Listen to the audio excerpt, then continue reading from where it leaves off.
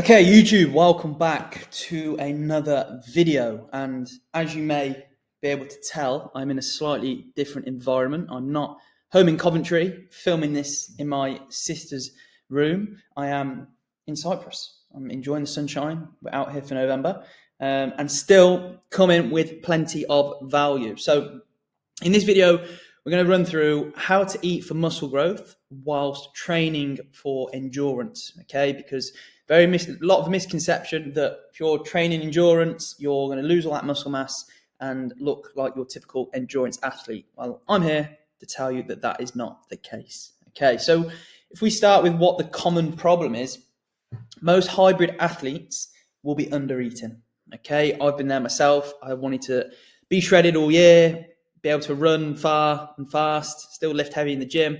However, it's not the case. I was under eating and I would have no recovery. I would probably have lost a lot of strength and was constantly fatigued. Okay, most people will train like an endurance athlete, eat like a bodybuilder, or vice versa. Okay, and the main thing to take away from this page is you cannot out-train poor fueling. Don't get me wrong.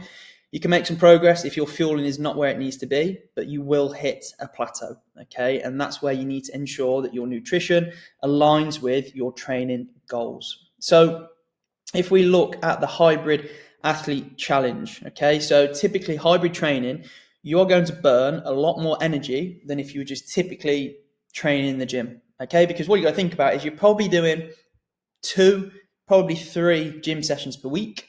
And then you're also probably doing 2, if not 3, endurance-based sessions per week. It could be running, cycling, swimming, conditioning, whatever it may be, okay? So if you're doing those strength sessions and that endurance work, there's a big output, okay? You're going to be in a large deficit, which is not what we want to be in if we're looking to control and improve our performance, all right? So you want to make sure you're eating enough calories to cover both your performance-related goals and also help repair muscle mass or help repair muscle tissues to accrue more muscle tissue or muscle mass, okay? The problem, most people eat for one of those goals rather than both, okay? So you want to be eating enough food to help with your endurance and help maintain and build muscle mass.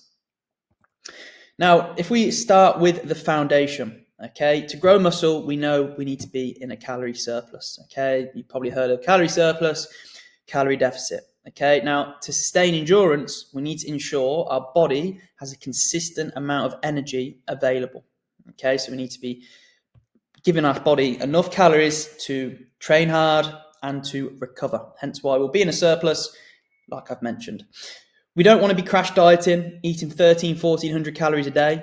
We don't want to be doing fasted training sessions all the time.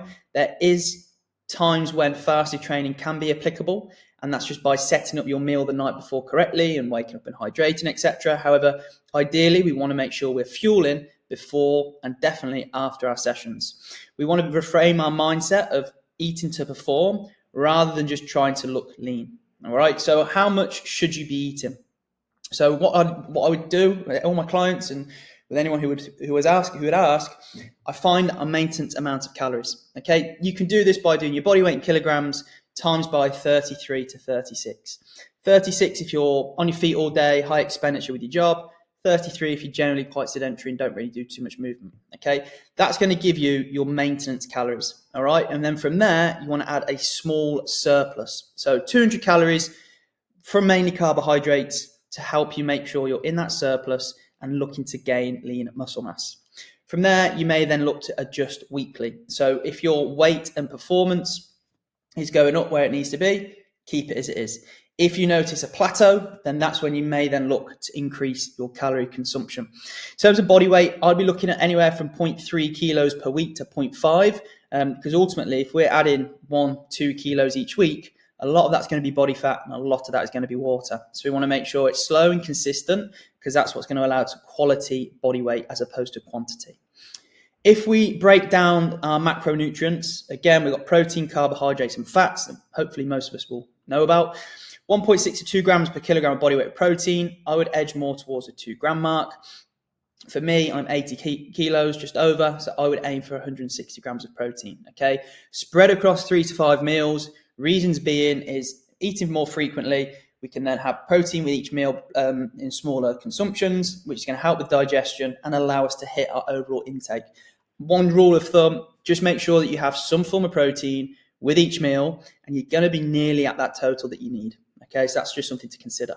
Carbohydrates, anywhere from 4 to 6 grams per kilogram of body weight. This is our primary fuel for our sessions, for our energy. Okay, so we want to be prioritizing this around our training window, before, maybe even during, and most certainly after. That's endurance and strength.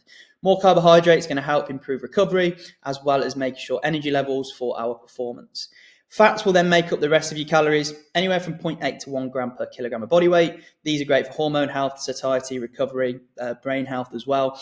Typically, I find that most people hit their fat intake relatively comfortably just because of the fat consumption in protein sources. If you're having like 4 eggs, there's lots of fat. There's good fats there. If you're using cooking oils like avocado oil, olive oil, again, you can see that that's going to add up in your fat consumption. Put a bit of peanut butter or something in your oats at evening, you pretty much hit your target. Now, when should you be looking to eat? Fuel around your training windows. Okay, so pre-training, we're looking at around 60 to 90 minutes before. We want to go with a carbohydrate and a protein source. Mainly carbohydrates, a bit of protein, because like I say, we want to be having protein with each meal. An example could be oats and whey protein. It could be a bagel with some honey and a protein shake. Okay, something nice and simple that you know you can digest well, because you don't want to be going into the gym feeling very bloated, lethargic, and like you're about to pop. Post-training, within an hour, we're going to again look for some carbohydrates to help replenish glycogen and protein to help with that recovery process. So again, this could be rice and chicken, it could be a chicken wrap, it could be sweet potato instead of rice, etc., etc. Carbs and protein. And then between our sessions throughout the day, we want to make sure we're having our adequate amount of meals, micronutrients through fruit and vegetables. We need to ensure that that is something that we cater for throughout the day. We don't want to be skipping meals, okay, because we need that consistency to help fuel our sessions and to help improve recovery. Another thing I want you to think about is seeing food as fuel, okay? Do not fear carbs. They're not the enemy. It's been years of me trying to tell my mum this, but she still thinks carbohydrates are bad when they're not. Okay, they are our main fuel source. Strength sessions are going to use glycogen. Our carbohydrates will help replenish that. Endurance work relies both on carbohydrates and also a mixture of fat. So again, we need to ensure we're eating enough that our body has the energy to use to help us perform at the level that we want it to be performing at. We can balance both for energy and recovery as well. And carbohydrates, like I've said, they're not the enemy. The enemy is over fatigue, so fatigue throughout the day, and under recovery, okay, and making sure we are not giving ourselves being in the best position possible to move that needle forward. So how can you tell you're under fueling? Okay, so here are a sort of few telltale signs that potentially you may need to relook and reevaluate your nutritional sort of settings. Constant fatigue or poor sleep.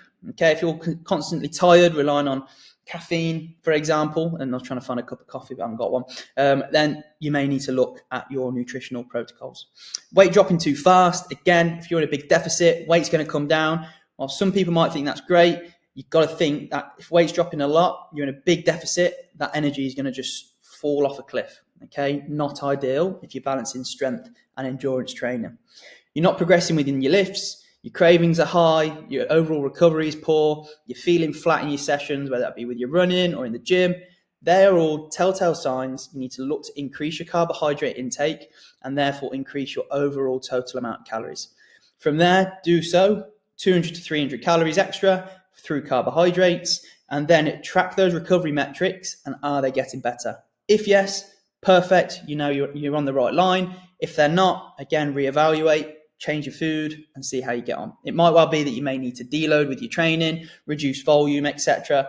But for the most part, you're probably under fueling. So the main takeaways I want you to think about here is, as always, you still want to train hard.